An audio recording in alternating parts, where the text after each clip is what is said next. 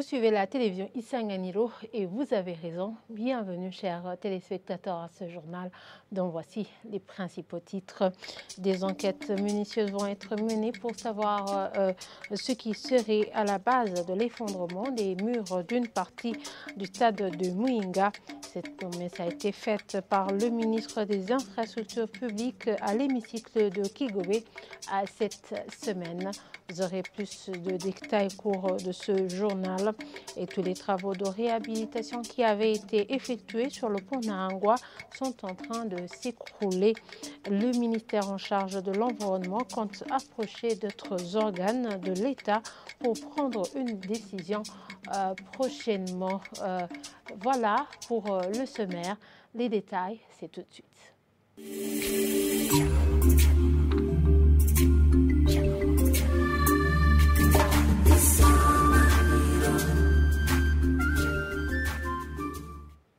Je vous le disais en titre, le ministre ayant les infrastructures publiques dans ses attributions promet des enquêtes minutieuses pour savoir ce qui serait à la base de l'effondrement des murs d'une partie du stade de Muyinga.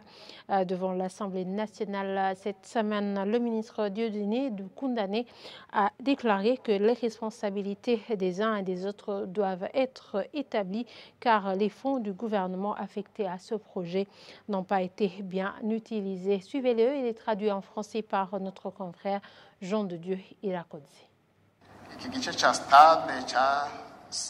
Cette partie du stade s'est effondrée à cause des travaux de construction mal faits par nos employés. Le dossier ne peut pas s'arrêter comme ça dans pareil cas. Parmi les demandes adressées au directeur général, nous lui avons demandé de mener des investigations pour savoir ce qui a causé l'effondrement de ces murs. Est-ce que ce sont les canalisations qui n'ont pas été bien construites? Pourquoi avoir passé tout ce temps sans clôturer les travaux? Qu'est-ce qui a manqué?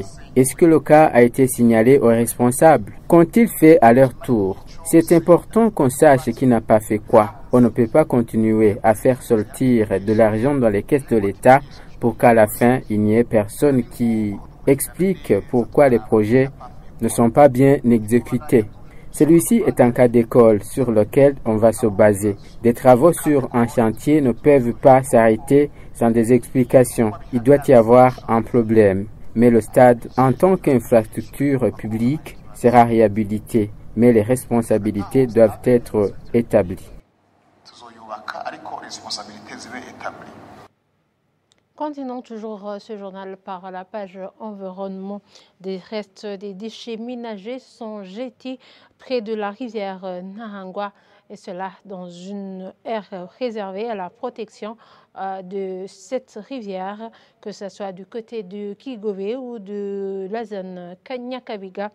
Gervais Okugayo, chef de zone de cette localité, déplore un tel comportement et vu qu'il y a des sociétés ramassant des déchets ménagers, il appelle ceux qui habitent cette zone et d'autres localités de s'adresser aux autorités à la base en vue d'une intervention des sociétés de ramassage plutôt que de les jeter n'importe où. Les détails avec Mireille Kanyenge. Ces restes des déchets ménagers sont visibles du côté de l'avenue Mukarakara à Kigobe Sud Extension. C'est non loin de la rivière Nahangwa dans des arbustes plantés pour soutenir cette rivière. Du côté de la zone Nyakabiga, ces déchets ont été jetés à plus de 2 endroits et c'est non loin de l'avenue de l'imprimerie. Ces déchets ménagers éparpillés dans différents coins sont connus de l'administration zonale.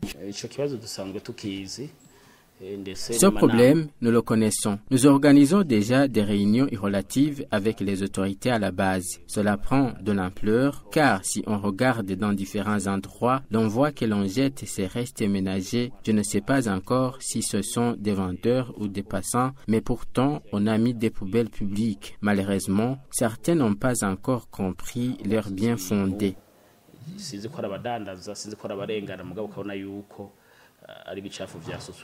Gervais Ndihokubwayo, chef de zone, appelle ses habitants à s'adresser aux autorités de base si les saletés ne sont pas collectées au lieu de les jeter en désordre. Je peux résumer ce comportement en 3 temps. Soit un habitant ne paie pas ses sociétés et il déverse ses restes dans la rue, canalisation ou rivière. En second lieu, ces sociétés peuvent être en retard suite à un tel ou tel problème. Ensemble avec les autorités à la base et la police, nous prenons des décisions. Nous appelons la population de cette zone chaque fois à s'adresser au chef de 10 maisons et ainsi nous aurons leur doléance afin d'en parler aux sociétés ayant signé de contrats de ramassage des déchets ménagers. Le chef de zone Nyakabiga en commune urbaine de Mukaza met en garde toute personne qui continuera à jeter ses déchets dans des endroits non indiqués. Merci à Mireille Kanyangé pour ce reportage. Le ministère chargé de l'environnement compte approcher d'autres organes de l'État pour prendre une décision sur l'urgence des ouvrages qui s'écroulent dans la rivière Nahangwa et non loin du pont de la République. Une réponse du directeur général de l'environnement, des ressources en eau et de l'assainissement après un constat d'un risque d'écroulement des berges de cette rivière. Christian Nimouona appelle les Burundais à respecter la chose publique. Suivez-le. Nous avons constaté hier le risque d'écroulement des infrastructures sur le pont communément appelé de la République sur la Nahangwa. Des risques qui sont liés aux activités de malfaiteurs et aussi couplé avec le colline Siplomba, la ville de Bujumbura, des contreforts qui globalement en effet liés au changement climatique. Parce que quand il y a de fortes pluies en amont, il y a des eaux d'écoulement qui transportent du matériau, des pierres, du moellon et qui causent des dégâts en aval. C'est ce phénomène alors que nous avons remarqué qui aurait été à la base des risques sur le pont de la République, qui avait été exposé au même risque dans les années antérieures et qui a conduit à la mise sur pied d'un projet de gestion communautaire des risques de catastrophes liés au changement climatique. On a travaillé sur la zone entre 2015 et 2020 qui avait pu mettre en ordre, qui avait pu restaurer la zone et les berges de la Nahangwa sur le côté sud. Il est aussi prévu un projet en cours qui va bientôt démarrer, le projet de restauration du paysage pour accroître la résilience dans les zones urbaines et périurbaines de Bujumbura, qui va également travailler sur la même zone, mais sur le côté amont. C'était un projet qui a été pensé pour stabiliser effectivement les eaux d'écoulement dans la Nahangwa, qui expose les ouvrages en aval au risque d'inondation et de destruction par les eaux d'écoulement, les eaux d'érosion. C'était une occasion de pouvoir corriger cela, mais les choses étant comme elles sont, les autorités concernées vont se mettre en œuvre pour pouvoir apporter des réponses d'une manière collégiale, vont se mettre ensemble pour trouver les réponses à ce problème. Alors nous allons immédiatement envoyer des experts pour nous fournir les recommandations immédiates qui vont guider les actions suivantes selon la gravité et selon l'urgence de ce qu'il y a sur le terrain. Page éducation pour clôturer cette édition. L'amélioration des rendements scolaires en commune et province Rumongue doit être effectuée en synergie pour aboutir à un résultat satisfaisant. Telle est la déclaration d'un représentant des enseignants lors de la célébration ce vendredi de la Journée mondiale de l'enseignant. L'administrateur communal de Rumongue a plutôt promis d'appuyer la direction communale de l'éducation de Rumongue dans l'encadrement des directeurs et enseignants, mais aussi de s'investir dans la construction de nouvelles salles de classe. Le point avec Jean-Pierre Misago. Dans son discours de circonstance, Samuel Maniakiza, qui s'est exprimé au nom des enseignants, a déclaré que pour arriver à l'amélioration des rendements scolaires en commune scolaire de Rumongue, la tâche ne revient pas aux seuls enseignants, mais à tous les acteurs concernés par le secteur de l'éducation et chacun en ce qui le concerne.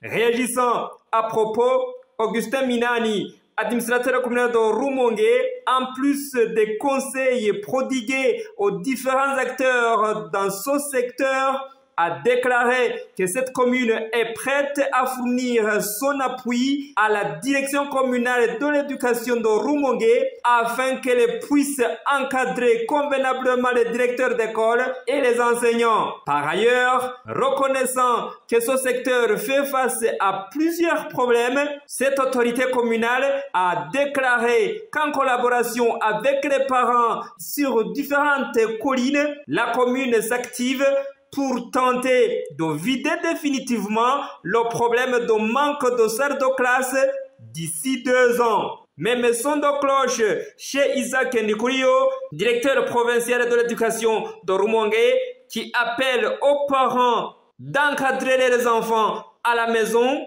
au natif d'appuyer ce secteur et aux responsables d'écoles sous convention de réhabiliter ces écoles dont certaines ont des infrastructures vétustes ne permettant pas la continuité des enseignements, notamment pendant la pluie. Merci à Jean-Pierre Misago pour cet élément du journal. Et voilà, c'est ici que nous clôturons cette édition. Merci de nous avoir suivis et très bonne suite au programme sur la télévision Isanganiro.